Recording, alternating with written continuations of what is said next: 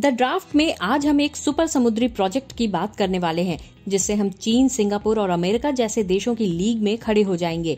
इसे आप समुद्र में बना औद्योगिक शहर भी कह सकते हैं। एक ऐसा समुद्री प्रोजेक्ट जैसा अब तक भारत में नहीं बना था, जिस पर पहली बार 1991 में बात शुरू हुई थी, जिसकी लागत 76,000 करोड़ रुपए से ज्यादा है, जिससे 12 लाख लोगों को सीधे नौकरी मिलेगी और नवी मुंबई जैसा एक बड़ा शहर तैयार हो सकता है। भारत में हम जब भी इंफ्रास्ट्रक्चर डेवलपमेंट की बात करते हैं तो रेलवे, रोड और एयरपोर्ट्स की बात होती है, लेकिन इन तीनों के अलावा एक चौथा सेक्टर भी है जो सच में भारत को विकसित बनाने की क्षमता रखता है। ये वो सेक्टर है जिसमें हम चीन, अमेरिका जैसे बड़े, सिंगापुर और ताइवान जैसे छोटे देशों से भी बहुत पीछे हैं। अब इसी कमी को दूर करने के लिए लॉन्च हुआ है देश का सबसे बड़ा समुद्री प्रोजेक्ट, जिसका नाम है वधावन पोर्ट। वधावन पोर्ट पर डिटेल में बात करेंगे, उससे पहले लेकिन आप हमारे चैनल को सब्सक्राइब कर लें और अगर सपोर्ट करना चाहते हैं तो सुपर थैंक्स खरीदकर या फिर UPI के जरिए कर सकते हैं। इस वीडियो को हमने 3 हिस्सों में बांटा है।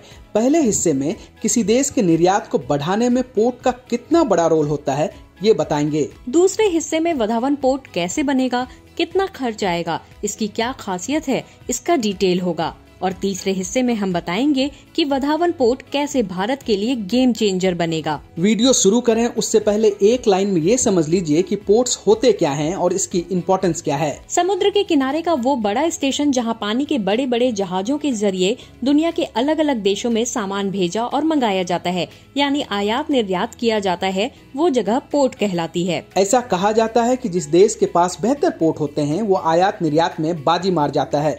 इसका बड़ा उदाहरण चीन है, जिसे भारत टक्कर देने की कोशिश कर रहा है। इसे इस आंकड़े से समझिए, दुनिया में एक्सपोर्ट यानी निर्यात के मामले में चीन पहले नंबर पर है और भारत 15वें नंबर पर है। वर्ष 2022 में चीन ने $3714 बिलियन का निर्यात किया था, भारत ने सिर्फ $778 बिलियन का निर्यात किया। इसी अंतर से समझिए कि हम चीन से कितना पीछे हैं। वर्ल्ड बैंक की रिपोर्ट के मुताबिक कंटेनर क्षमता के मामले में चीन का पोर्ट पहले नंबर पर है, दूसरे नंबर पर अमेरिका, तीसरे नंबर पर सिंगापुर और हमारा देश भारत 7वें नंबर पर है। कंटेनर क्षमता वाले दुनिया के टॉप 15 पोर्ट्स में अकेले चीन के 7 पोर्ट हैं। अगर भारत से तुलना करें तो चीन के पोर्ट 250 मिलियन TEU और भारत के 20 मिलियन TEU हैंडल करते हैं। दुनिया में 80% व्यापार समुद्री मार्गों से होता है, जिसमें कंटेनर से बिजनेस 35% है। आने वाले दिनों में इसके तेजी से बढ़ने की उम्मीद है, इसलिए बड़ी कंटेनर क्षमता वाले पोर्ट गेम चेंजर पोर्ट कहलाते हैं। इसलिए भारत भी अब पोर्ट्स पर फोकस कर रहा है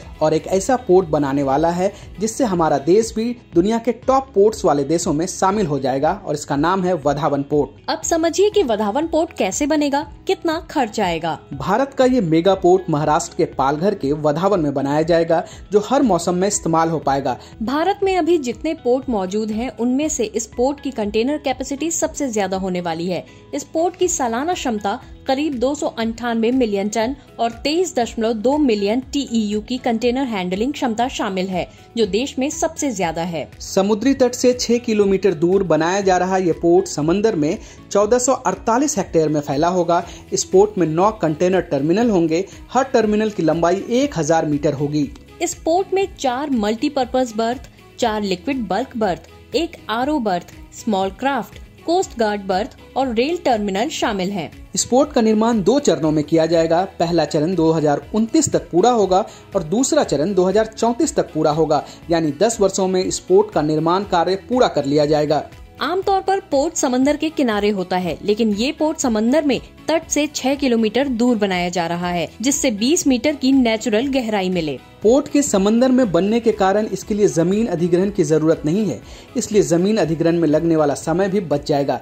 लेकिन कनेक्टिविटी के लिए रेलवे लाइन, रोड और कंटेनर को रखने के लिए थोड़ी जमीन की जरूरत है, जिसके लिए जमीन अधिग्रहण का काम शुरू होने वाला है। जैसे ही रोड और रेलवे का काम खत्म होगा, उसके बाद समंदर में फिलिंग और लैंड क्रिएट करने का काम शुरू होगा। इसमें 1 वर्ष का वक्त लग सकता है। पोर्ट निर्माण पर 2 तरह से काम होता है। फर्स्ट स्टेज ड्राइंग बोर्ड पर बनाया जाता है और दूसरा जमीन पर और पानी में बनाया जाता है। ड्राइंग बोर्ड का काम पूरा हो चुका है, अब जमीन पर और पानी में काम करना है। मॉनसून के बाद ये काम कभी भी शुरू हो जाएगा। भारत सरकार का ये पोर्ट PM गतिशक्ति योजना का शानदार उदाहरण है। सामान्यतः एक पोर्ट के निर्माण के लिए कम से कम 20 विभागों के क्लियरेंस की जरूरत होती है। इसमें कम से कम 3 साल का वक्त लगता है। गतिशक्ति योजना के कारण सिर्फ 6 महीने में सभी 20 विभागों ने इसका क्लियरेंस कर दिया और कैबिनेट ने भी इस पर मुहर लगा दी। अब सवाल है कि इसमें खर्च कितना आएगा और फंड कहां से आएगा। वधावन पोर्ट के निर्माण के लिए करीब 76,220 करोड़ रुपए का बजट रखा गया है। ज्वाइंट वेंचर के जरिए इसे बनाया जाएगा। इसमें जवाहरलाल नेहरू पोर्ट अथॉरिटी यानी JNPA की 76% और महाराष्ट्र मैरीटाइम बोर्ड यानी MMB की 26% हिस्सेदारी होगी, जिसमें JNPA और MMB 50,000 करोड़ रुपए लगाएगी और बाकी का 26,220 करोड़ रुपए प्राइवेट प्लेयर से मिल जाएंगे। इस सब के अलावा power finance corporation, rural electrification corporation और जापान इंटरनेशनल कोऑपरेशन एजेंसी समेत दुनिया की बड़ी बड़ी एजेंसी वधावन पोर्ट के लिए फंडिंग करने में इंटरेस्टेड हैं। अब तीसरे हिस्से में बात करते हैं इस पोर्ट के बनने से क्या होगा, ये भारत के लिए कैसे गेम चेंजर बन सकता है। फिलहाल देश में 76 एक्टिव पोर्ट्स हैं, जिसमें 12 बड़े पोर्ट, 64 छोटे पोर्ट और 9 पोर्ट्स का निर्माण हो रहा है। भारत की कुल कार्गो हैंडलिंग क्षमता लगभग 2700 MTPA है और 60 से 65% क्षमता का उपयोग हो रहा है।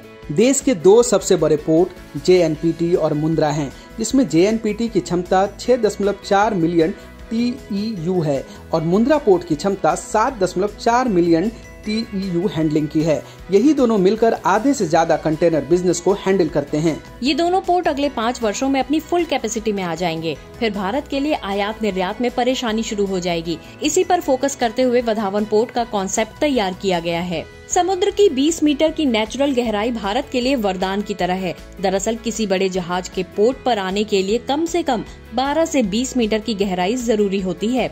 अब तक भारत में एक भी पोर्ट ऐसा नहीं था जिसकी गहराई 20 मीटर हो, जिसके कारण भारतीय पोर्ट पर अभी मदर वेसल यानी बड़े जहाजों को आने में परेशानी होती थी।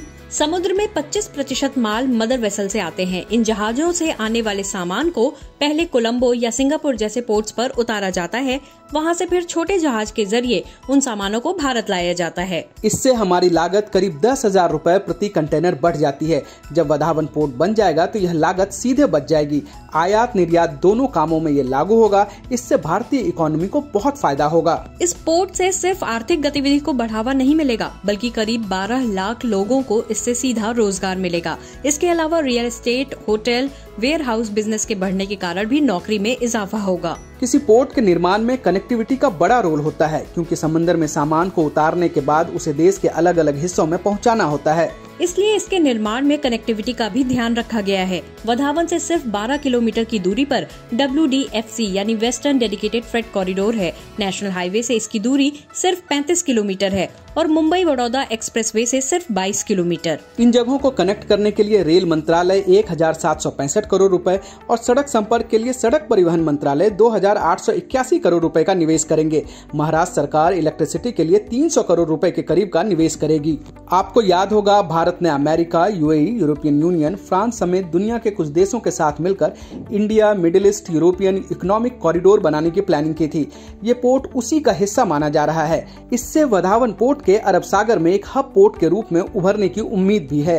वैसे अब जिस वधावन पोर्ट को बनाने की शुरुआत हुई है, इसकी कहानी 33 साल पुरानी है। 1991 में पहली बार इस पर बात शुरू हुई और इस पर अगले 15 वर्षों तक बात ही होती रही, जिसके बाद 2006 में इस प्रोजेक्ट पर पूरी तरह से ताला लग गया। 2016 में फिर से इस पर चर्चा शुरू हुई। 2020 में केंद्रीय कैबिनेट ने प्रिंसिपली ये मान लिया कि वधावन पोर्ट बनाया जाए। वधावन पोर्ट के निर्माण में देरी के पीछे एक बड़ी वजह तारापुर न्यूक्लियर प्लांट स्टेशन है। ये इस पोर्ट से काफी करीब है।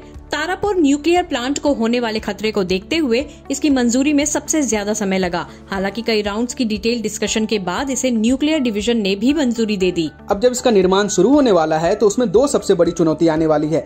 पहली चुनौती है सही तरीके से कॉन्ट्रैक्ट देना। उन कंपनियों को कॉन्ट्रैक्ट दिया जाए जिनके पास इस तरीके के पोर्ट के निर्माण की एक्सपर्टीज है। उन कंपनियों को तलाशना सबसे बड़ी चुनौती साबित होने वाली है। दूसरी बड़ी चुनौती ये है कि एक बड़ा प्रोजेक्ट है और इसमें कई तरीके के स्टेक होल्डर्स होंगे। उनके बीच समन्वय अच्छा हो जिससे प्रोजेक्ट को समय से पूरा किया जा सके।